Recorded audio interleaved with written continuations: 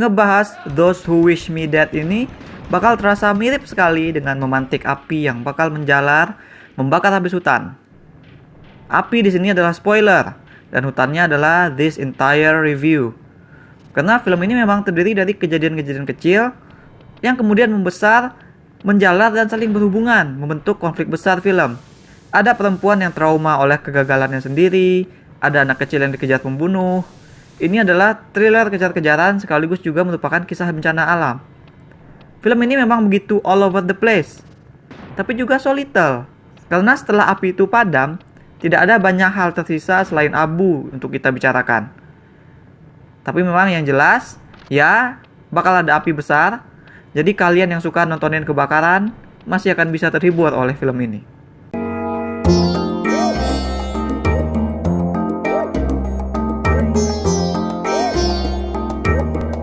Cerita ini dimulai dari ayah dan anak yang sedang dikejar oleh dua pembunuh yang gak segan-segan melenyapkan siapapun yang menghalangi mereka. Dalam pelarian, ayah dan anak itu mengalami nasib naas sehingga kini tinggal si anak yang jadi buronan. Si anak kabur ke belantara hutan Montana. Di sana, dia ditolong oleh seorang pemadam kebakaran bernama Hannah. Dan jadilah Hannah Montana. Enggak ding, bercanda. Jadi ceritanya tuh si anak dan si Hannah harus berjuang untuk keluar dari hutan dengan dikejar oleh dua pihak yang memburu mereka dengan berapi-api. Satu ada tim pembunuh dan satu lagi ada api beneran yang tengah berkobar melalap hutan tempat mereka bersembunyi. Aku suka sama naskah tulisan Taylor Sheridan, khususnya Sicario yang keluar tahun 2015 dan film Hell or High Water yang ada di tahun 2016. Naskah Sheridan selalu berhasil memuat studi karakter yang kompleks ke dalam thriller yang menegangkan. Sheridan juga sepertinya cukup beruntung dia dapat sutradara yang sevisi yang mampu menggambarkan apa yang ia niatkan. Tapi dalam Those Who Wish Me Dead kali ini, sebenarnya naskah Sheridan lumayan kompleks juga. Setidaknya masih sesuai lah dengan zona nyaman dia selama ini. Si Hannah tadi misalnya ditulis sebagai seseorang yang suka ngelakuin hal nekat dan mungkin sedikit bodoh kayak Jackass. Tapi itu karena nurani dan perasaannya terbebani oleh kesalahan yang ia lakukan dalam tugas beberapa waktu yang lalu.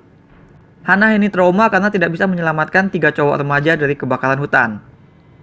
Nah, masalahnya tersebut kemudian dibentrokkan oleh Sheridan dengan masalah si Connor, si anak kecil yang dikejar-kejar oleh pembunuh. Naskah Sheridan berhasil mencuatkan bahwa Connor adalah kesempatan bagi Hannah menebus diri, sekaligus juga bahwa ada kesamaan pada kedua tokoh ini. Yakni keduanya adalah sama-sama pribadi yang mengalami trauma.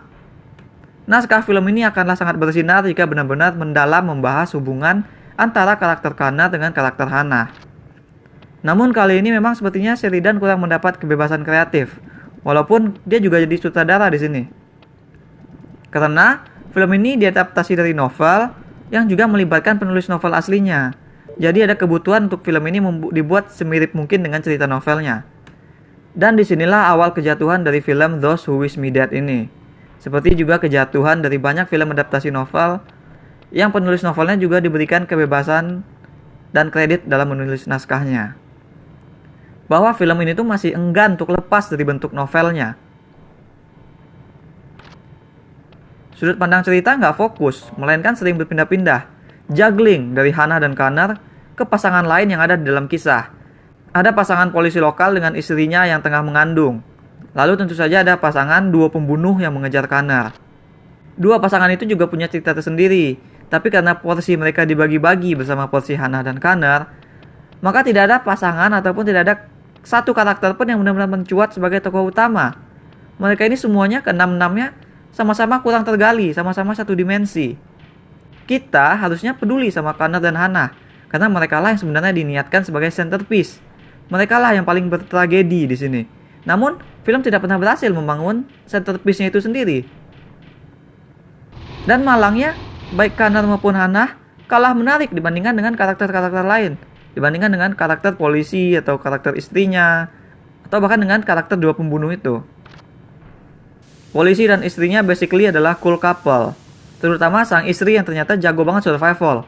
Dan itu including dia tuh bisa naik kuda sambil menembak senapan. Semua itu dilakukannya sambil hamil. Pasangan ini juga punya stake yang gak kalah berharga, yaitu bayi dalam kandungan si istri. Dinamika keduanya asik untuk diikuti. Mereka ini dengan gampang bisa jadi tokoh utama film. Karena dia punya petualangan yang lebih seru gitu. Terus kedua pembunuh juga. Mereka boleh jadi penjahat yang hanya jahat tanpa karakter, tapi sudut pandang kejahatan mereka itu menarik. Salah satu dari mereka tuh bilang dia nggak mau menyakiti wanita hamil. Tapi di adegan pembuka film kita melihat baju mereka berbercak darah sehabis masuk ke rumah yang ada penghuni berupa perempuan dan suara anak balita. Dan ya kemudian mereka meledakkan rumah tersebut. Kan mereka sebenarnya sadis, jadi kan wah jadi dia bohong apa gimana soal wanita hamil itu. Atau ketika salah satu dari mereka bilang mereka benci sekali sama kota itu.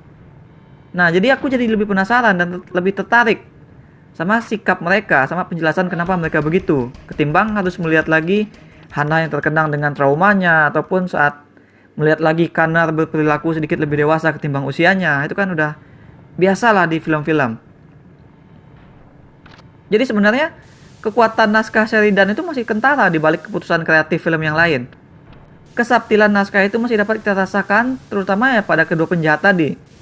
Pada pihak yang jadi judul film ini. Those who wish me dead. Mereka yang ingin aku mati. Mereka itu siapa? Nah, itu pertanyaannya. Tentunya ada kelompok yang lebih besar di balik kedua pembunuh suruhan tersebut. Nah, naskah bermain cantik dengan hanya memberitahu kita secara tersirat. Menggoda kita naskahnya. Film menampakkan sedikit siapa dalangnya. Ini diperankan oleh Tyler Perry yang jadi cameo. Tapi dengan bijak film meninggalkan lebih banyak ke dalam bayang-bayang. Bahwa mungkin ada serangkaian orang-orang berkuasa yang gak senang dengan kerjaan ayah Connor. Dan itulah yang menyebabkan masalah jadi seperti api yang membakar hutan. Seperti kecil api mampu menghanguskan berhektar-hektar hutan.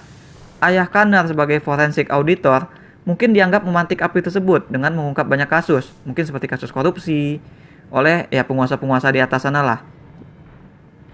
Tapi sebenarnya yang dilakukan ayah Connor justru menyibak, mengingatkan bahwa hutan dalam tanda kutip itu memang sedang terbakar. Bahwa sedang ada masalah besar yang harus dihadapi bersama. Ayah Connor di sini tuh melawan api dengan api. Menurut kalian, siapa sebenarnya yang sudah terusik oleh kerjaan ayah Connor? Bagaimana sekiranya laporan Connor ke media dapat menghentikan kasus yang sedang berkobar tersebut?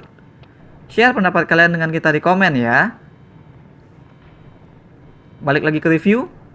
Kesubtilan problem dalam dunia cerita tersebut diseimbangkan dengan menampilkan visual yang benar-benar red hot sebagai puncak dari film.